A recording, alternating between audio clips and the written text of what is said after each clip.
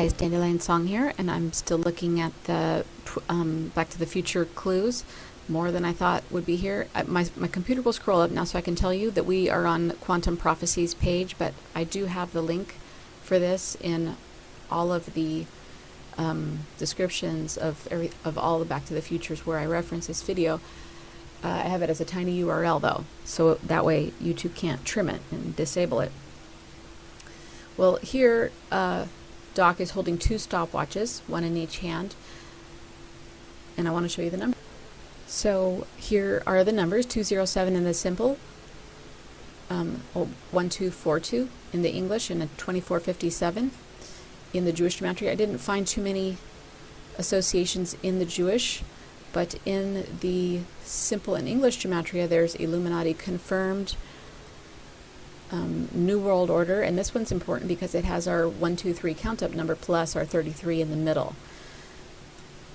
The Star of Sirius, Number of the Beast, Wisdom of Solomon, Supreme Court, Kill, Steal, and Destroy. Now I bring this up because this has the Jewish gematria that is on the clock, and I decoded the clock time in another video, so please go look at the title of this series that has the 10004 in the title, and then we'll take a closer, in that video I take a closer look at this number. But it's pretty amazing that they have the time on the clock tower in the symbolism of two stopwatches. It's also interesting that Supreme Court has the 101 gateway number, but it's also this 116 number, which has been associated on my channel.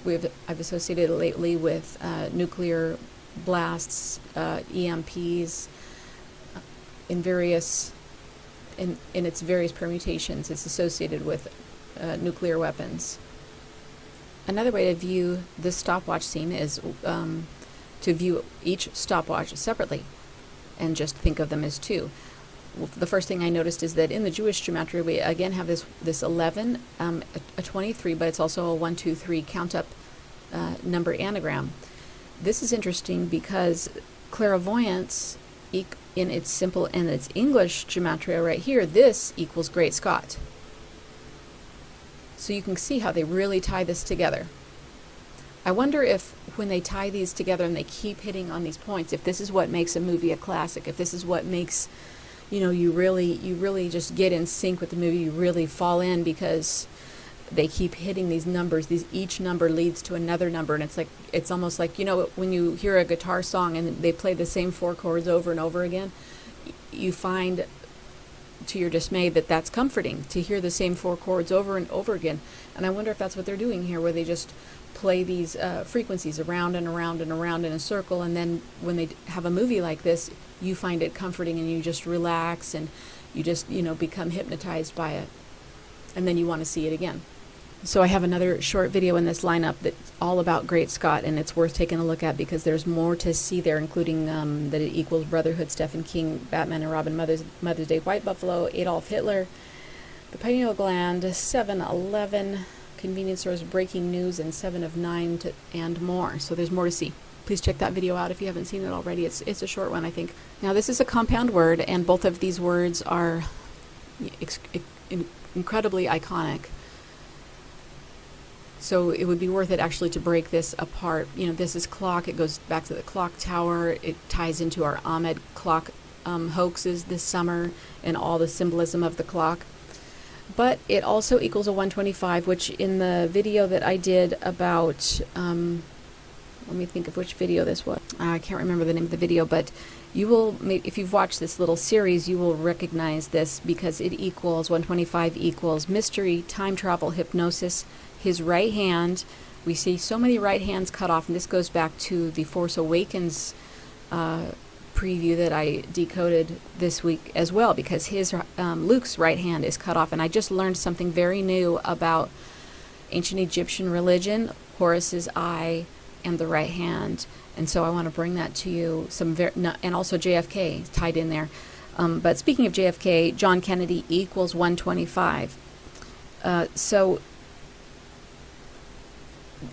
what I had talked about in the other video, and I think it was one that has writing in the it's not one that has a picture like this. Well, it shows I wrote how 5 pies, basically 25 is a pie, so I did a star with 5 pies to show you.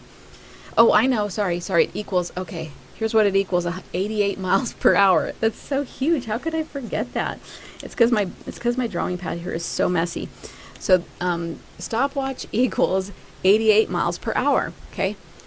So you can start from seeing these things, you can start to see how these movies are just knitted together, how they're just crafted together. Well, and that was the video, that would be the video that says The Wire. That would have The Wire in the title, to see that video and to understand what 88 miles per hour means. I should probably put 88 miles per hour in the title. Lots to do. Well, okay, so this equals mystery, time travel. Okay, I read these.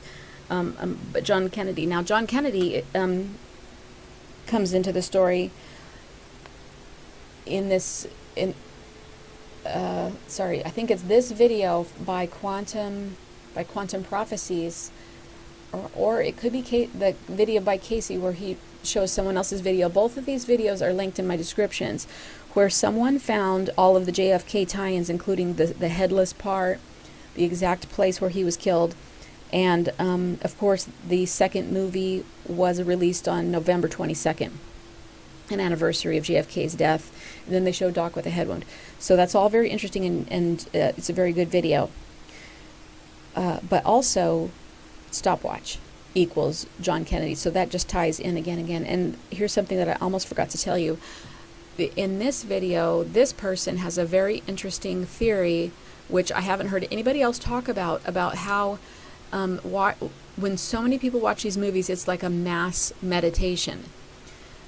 We know that the elite knows this, but not very many commoners know this. This is a mass meditation. It's like a thought tube, or like it's almost like a ride at Disneyland, except for that it programs you, and the ride goes on and on and on, because you basically create the ride, like you're Alice in Wonderland, but you've been programmed, so you're like programming the rabbit hole after you've been programmed by this movie. Well, this the creator of this video, which I have the still for right here, he goes into an idea of that you can break the hypnosis when you touch the screen. And then he has some theories about the film. Let's see, there's like a film booth, and I talk about that in my video, my short series of this video, where there's a Fox film photo booth, and there's another instance that this movie creator, Quantum Prophecies, talks about, where each time that Marty time travels, he's touching film. He touches film, and this Quantum Prophecies likens it to like the 2001 movie where they touch the I forget what that big black stone is called, but anyway, it breaks the spell. So he's actually implying that parts of this movie are intended to break the spell, and that in fact it was programmed. It's almost as if he knew. It's Robert Zemeckis, and I decoded his name. It basically really ties into Marty McFly. He's basically a time traveler. He's telling you that he came back from the future to warn you basically about 9/11, because that's what Marty does. Especially if you see this video, which I don't want to roll because I don't want to take any of the thunder away from this video. Marty tries to warn Doc about a terrorist attack. Well, that's what, and then Marty McFly matches Robert Zemeckis. I don't know if I'm saying that right. So basically, this video is about Robert Zemeckis. Could be the symbolism is becoming clear, where Robert Zemeckis is playing Marty McFly. He is coming back from the future, and he is warning you about this. Now, nobody got the warning.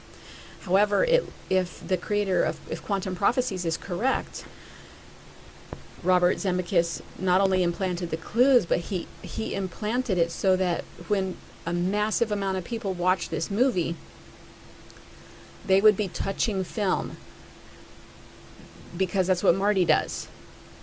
And that this event, when it shows up, when the actual 9/11 event shows up, it would wake people up, because they would see it in real life, and it would touch the movie in a way that would at least subconsciously wake them up. And a lot of people did wake up on 9/11. So I'm just so excited about, I'm going to follow Quantum Prophecies. So excited that there's somebody out here with these really expansive theories. I hope you really like that theory. I think this video is the most encompassing of all of the videos for the big picture. Just to tie in the numbers again of the touching the film with the 2 stopwatches. 2 stopwatches equals 207. Touch film, which is repeated in this video by Quantum Prophecies about it's the wake up concept. It's the mass hypnosis wake up concept. Touch film also equals 207. So it equals 2 stopwatches. I'm really actually amazed and impressed how much detail is in the symbolism of this movie. When I was watching it again recently, I was just about ready to like fall off my chair from cheesiness and hokiness. But now I can see that the extreme artistry and the symbolism, so I want to go back and take some more looks at this. Also, I'm encouraged that Robert Zemeckis,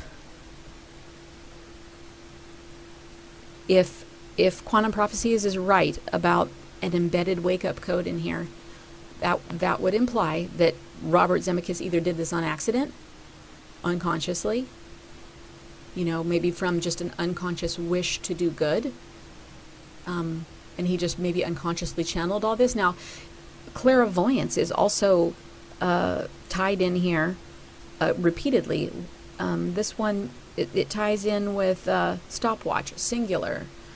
It equals clairvoyance in the Jewish gematria, and it equals Great Scott in the simple and the English gematria. So I haven't done Doc's name. I wonder if Doc's name ties into Robert Zemeckis. That means that both of these characters are Robert Zemeckis, and he is clairvoyant. He's telling you that he's clairvoyant. And he's telling you that he came back from the future to wake you up. First of all, to warn you, and then to wake you up. So anyway, if that's true, and I know that I do want to like grab onto a hopeful concept and like float away, with it. But I do want to believe that there are good people out there doing the best to get to help humanity. And I feel like we have some solid clues here that this movie might have been made by somebody on the good side. All right, love you guys. Talk to you soon.